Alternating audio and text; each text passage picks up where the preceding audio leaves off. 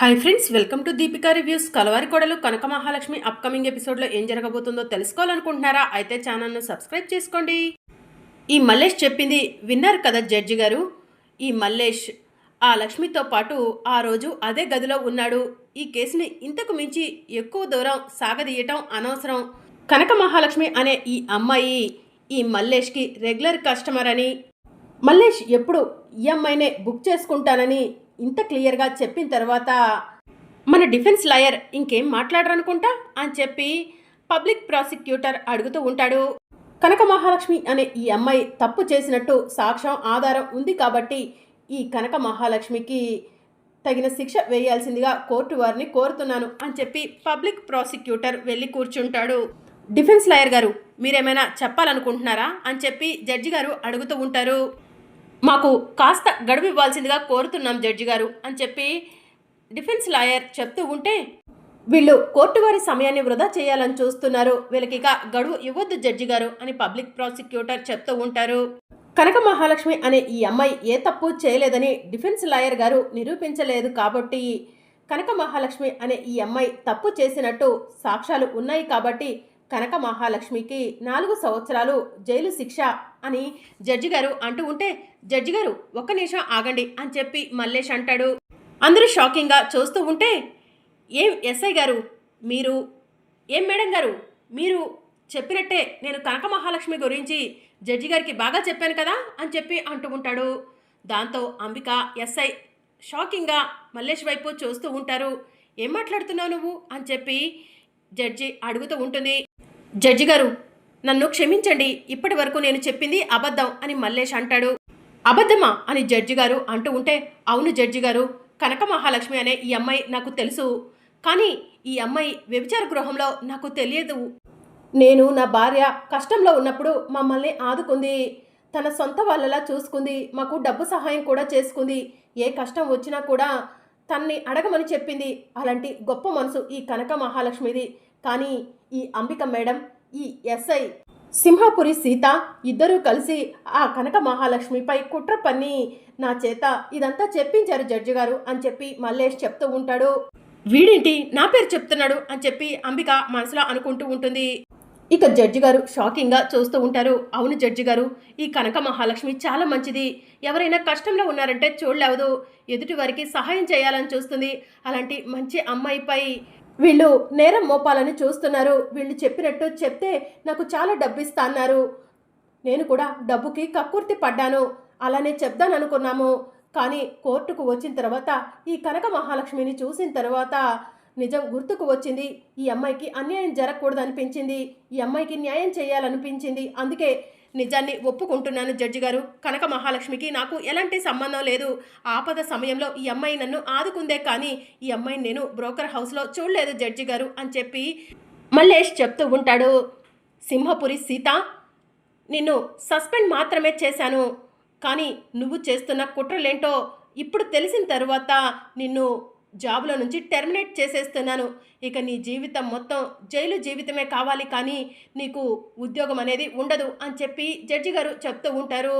Judge గారు అది కాదు, ఈ ఒక్కసారికి క్షమించండి అని చెప్పి సింహపురి సీత అంటూ ఉంటే, తప్పు చేసిన వాళ్లకు న్యాయం చేయాల్సింది పోయి నువ్వే తప్పుడు దోవలో వెళ్ళటానికి ప్రయత్నిస్తున్నావు, అమాయకురాలైన అమ్మాయిని బలి చేయాలని చూశావు. సింహపురి సీత అనే ఈవిడ తప్పు చేసిందని కోర్టు వారు నమ్ముతూ ఈవిడ జీవితాంతం జైల్లోనే గడపాలని కోర్టు నిర్ణయం తీసుకుంది అని చెప్పి జడ్జి గారు జడ్జిమెంట్ ఇస్తూ ఉంటారు. అంబికను బోన్లోకి పిలవండి అని జడ్జి గారు చెప్తూ ఉంటే, జడ్జి పక్కన ఉన్న ఒక అతను అంబిక అంబిక అని చెప్పి పిలుస్తూ ఉంటాడు. అంబిక వచ్చి బోనులో నుంచుంటుంది. ఎస్ఐ సింహపురి సీతతో పాటు లక్ష్మిని ఈ కేసులో ఇరికించాలని చూసింది ఈ అంబిక అని ఈ మల్లేష్ చెప్తున్నాడు కాబట్టి కోర్టు వారు ఈ అంబిక కూడా లక్ష్మిని అన్యాయంగా ఈ కేసులో ఇరికించాలని చూసిందని నమ్ముతూ ఇంకొకసారి ఈ అంబిక ఇలాంటి పని చేయకుండా ఉండటం కోసం కోర్టు వారు అంబిక అనే ఈ ముద్దాయికి 10 రోజులు జైలు శిక్ష విధించడం అయింది అని చెప్పి జడ్జి గారు చెప్తూ ఉంటారు. కనక మహాలక్ష్మి అనే ఈ అమ్మాయి నిర్దోషని నిరూపణ అయ్యింది కాబట్టి ఈ అమ్మాయి అనుకోకుండా ఆ వ్యభిచార గృహంకి వెళ్ళి అక్కడ ఇరుక్కుపోయింది కాబట్టి లక్ష్మి అనే ఈ అమ్మాయిని కోర్టు వారు నిర్దోషిగా పరిగణిస్తూ విడుదల చేయటమైంది అని జడ్జి గారు చెప్తూ ఉంటారు. థ్యాంక్ యూ జడ్జి గారు, థ్యాంక్ యూ సో మచ్ అని చెప్పి విహారీ లేచి నుంచొని చెప్తూ ఉంటాడు. ది కోర్ట్ ఈజ్ ఎడ్జంట్ అని చెప్పి జడ్జి గారు అక్కడి నుంచి వెళ్ళిపోతాడు. ఇక కనక మహాలక్ష్మి పరిగెత్తుకుంటూ మల్లేష్ దగ్గరకు వెళ్ళి, మల్లేష్ చాలా థ్యాంక్స్ అని చెప్పి చెప్తూ ఉంటుంది. అదేంటమ్మా అలా అంటున్నారు? ఒకప్పుడు మా పరిస్థితులు బాగోలేక మేము బాధపడుతుంటే ఆ రోజు నువ్వే కదమ్మా మమ్మల్ని కాపాడింది. నీకు మేము అన్యాయం చేస్తే మా జీవితాలు చక్కబడవమ్మా. మేము ఎప్పటికీ జీవితాంతం ఇలాంటి బ్రతుకులే బ్రతుకుతాము. నీకు న్యాయం చేస్తేనే ఆ దేవుడు కూడా మాకు మంచి చేస్తాడమ్మా అని చెప్పి మల్లేష్ చెప్తూ ఉంటాడు. చాలా బాగా చెప్పావు మల్లేష్. లక్ష్మిని నిర్దోషని నిరూపించలేని పరిస్థితిలో లక్ష్మి నిర్దోషని నువ్వే నిరూపించగలిగావు. నువ్వు చేసిన సహాయం ఎప్పటికీ మర్చిపోలేము. ఇక మీదట నువ్వు ఇలాంటి తప్పులు చేయకుండా నీ జీవితాన్ని సంతోషంగా గడుపుతా అంటే నీకు నా కంపెనీలో ఏదో ఒక ఉద్యోగం ఇప్పిస్తాను అని విహారీ చెప్తూ ఉంటాడు. సరే సార్, నేను ఇక మీదట ఎలాంటి తప్పులు చేయను. మీరు ఉద్యోగం ఇస్తే ఉద్యోగం చేసుకుంటూ నా భార్య పిల్లలను పోషించుకుంటాను అని చెప్పి మల్లేష్ చెప్తూ ఉంటాడు. సరే మల్లేష్, రేపు వచ్చి నువ్వు ఆఫీస్లో నన్ను కలువు అని చెప్పి విహారీ చెప్తూ ఉంటాడు. సరే సార్ అని చెప్పి మల్లేష్ అక్కడి నుంచి వెళ్ళిపోతూ ఉంటాడు. ఇక యమున లక్ష్మి దగ్గరకు వచ్చి, అమ్మ లక్ష్మి, చెప్పాను కదమ్మా న్యాయస్థానంలో న్యాయదేవత తప్పకుండా న్యాయం చేస్తుందని. ఆ న్యాయదేవత నీకు కాపాడిందమ్మా, నీకు న్యాయం చేసిందమ్మా అని చెప్పి యమున అంటూ ఉంటుంది. అవును యమునమ్మ అని చెప్పి లక్ష్మి అంటుంది. ఇక విహారీ కోపంగా అంబిక దగ్గరకు వెళ్తాడు. లక్ష్మిపై కోపం ఉందని తెలుసు కానీ ఇంత కోపం పెంచుకున్నారనుకోలేదు. లక్ష్మిని ఈ కేసులో ఇరికించి శాశ్వతంగా లక్ష్మిని ఇంటికి రాకుండా చేద్దామనుకున్నారు కదా. ఎవరు తీసుకున్న గోతిలో వాళ్ళు పడటం అంటే ఇదేనేమో. పాపం అమాయకురాలైన లక్ష్మిని బాధ పెట్టారు దేవుడు, అందుకే మీకు శిక్ష వేశాడు అత్తయ్య అని విహారీ అంటూ ఉంటాడు. ఇక అంబిక ఏం మాట్లాడదు. రండి మేడం, తొందరగా వెళ్ళాలి అని చెప్పి పోలీసులు అంబికను లాక్కొని వెళ్తూ ఉంటారు. నానా విహారీ, అంబిక అని చెప్పి యమున అంటూ ఉంటే, చేసిన తప్పుకు శిక్ష పడాల్సిందేనమ్మా. కొన్ని రోజులు అలా వదిలేస్తేనే ఇంకొకసారి అంబిక అత్తయ్య లక్ష్మి జోలికి రాకుండా ఉంటుంది అని చెప్పి విహారీ చెప్తూ ఉంటాడు. అమ్మ లక్ష్మి, పదమ్మా ఇంటికి వెళ్దాం అని చెప్పి యమున అంటూ ఉంటుంది. యమునమ్మ, నేను ఇప్పుడు ఇంటికి వస్తే పద్మాక్షి అమ్మ ఊరుకోరు, నేను రానమ్మా అని చెప్పి లక్ష్మి అంటూ ఉంటుంది. లక్ష్మి, ఆ ఇల్లు నీది, నువ్వు ఆ ఇంటికి కోడలివి, ఈ విహారీకి భార్యవి, నువ్వు ఆ ఇంట్లో ఉండాలి అని చెప్పి విహారీ అంటాడు. వద్దు విహారీ గారు, మీరు ఈ నిజాన్ని ఎప్పటికీ మీ మనసులోనే ఉంచుకోండి, ఈ నిజం బయటపడకూడదు అని చెప్పి లక్ష్మి అంటుంది. లక్ష్మి, పద్మాక్షి వదినతో నేను విహారీ మాట్లాడతాము, నువ్వు మాతో రా, మా దగ్గర కాకపోతే నువ్వు ఎక్కడ ఉంటావు అని చెప్పి యమున అంటూ ఉంటుంది. లేదు యమునమ్మ, నేను రాను అని లక్ష్మి అంటూ ఉంటే, సరే పద కనకం, మీ నాన్న దగ్గర నిన్ను వదిలేసి వస్తాను అని విహారీ అంటూ ఉంటాడు. విహారీ గారు, ఏంటి మీరు మాట్లాడేది? మా నాన్న దగ్గరకు తీసుకెళ్తే ఏం జరుగుతుందో మీకు తెలుసు కదా అని చెప్పి లక్ష్మి అంటుంది. మీ నాన్న దగ్గరకు వెళ్ళవు, నాతో రావు, మరెక్కడ ఉంటావు లక్ష్మి? నీకు నేను మీ నాన్న తప్ప ఇంకెవరున్నారు అని చెప్పి విహారీ అడుగుతూ ఉంటాడు. ఏదో ఒకలా నా జీవితాన్ని నేను చూసుకుంటాను విహారీ గారు అని లక్ష్మి అంటూ ఉంటే, నువ్వెక్కడుంటే నేను కూడా అక్కడే ఉంటాను, నేను కూడా ఇంటికి వెళ్ళను లక్ష్మి అని విహారీ అంటూ ఉంటే, రామ్మ లక్ష్మి, విహారీ మొండివాడు, నీకు తెలుసు కదా, పంతం పట్టాడంటే వదలడు, వాడు కూడా నీతో పాటు రోడ్డు మీద ఉండాలా ఏంటి? ఇద్దరు రండి ఇంటికి వెళ్దాం అని చెప్పి యమున అంటూ ఉంటే, సరే యమునమ్మ అని చెప్పి లక్ష్మి అంటుంది. ఇక లక్ష్మి, విహారీ, యమున, చారుకేశ, పండు అందరూ కలిసి ఇంటికి వెళ్తారు. అమ్మ లక్ష్మి, ఇక్కడే నుంచో అమ్మా, హారతి తీసుకొస్తాను, ఎంతమంది కళ్ళు నీ మీద పడ్డాయో ఏంటో, దిష్టి తీసిన తర్వాత లోపలికి వెళ్దు అని చెప్పి యమున అంటూ ఉంటే, తీయండి, దిష్టి తీయండి, ఆ లక్ష్మిని మంచం మీద కూర్చోబెట్టి కాలు కింద పెట్టకుండా చూసుకోండి అని చెప్పి పద్మాక్షి అంటూ ఉంటుంది. అదేంటి వదిన అలా అంటున్నారు అని చెప్పి యమున అంటూ ఉంటుంది. లక్ష్మిపై ఎలాంటి నేరం మోపారో మీకు గుర్తులేదా? లక్ష్మిపై ఇప్పుడు నేరం లేకపోయినా నిర్దోషని నిరూపించినా కూడా రేపటి రోజున ఈ లక్ష్మితో కలిసి మనం బయటికి వెళ్తే ఈ అమ్మాయే వ్యభిచార గృహంలో దొరికింది అంటారు, అప్పుడు మనం తలెత్తుకోగలమా అని చెప్పి పద్మాక్షి అంటుంది. లక్ష్మి నిర్దోషని కోర్టు నమ్మింది, అందుకే కదా లక్ష్మిని రిలీజ్ చేసింది. ఇంకా అందరూ ఎందుకు లక్ష్మిని వ్యభిచార గృహంలో దొరికిందంటారు అత్తయ్య అని చెప్పి విహారీ అడుగుతూ ఉంటాడు. ఒక్కసారి నింద పడిన తర్వాత ఆ పేరు ఎప్పటికీ అలానే ఉంటుందిరా. ఈ లక్ష్మి మన ఇంట్లో ఉంటే మన పరువు పోతుంది, ఈ లక్ష్మి ఇంట్లో ఉండటానికి వీల్లేదు అని చెప్పి పద్మాక్షి అంటుంది.